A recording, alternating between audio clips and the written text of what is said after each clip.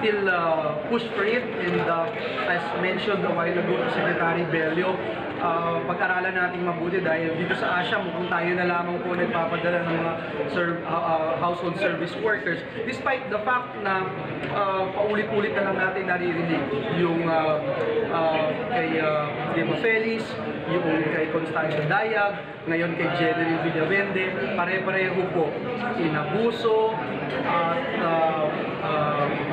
sinaktan at pinatay.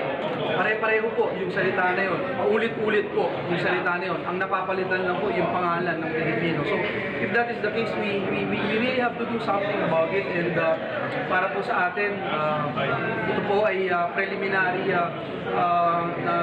na pagtingin natin bilang hepe ng chairman ng Committee of Labor and Human Resources Development. Ang hindi na po makatarungan at hindi na po maayos na magpadala ng ating mga household service workers doon po sa bansang Kuwait.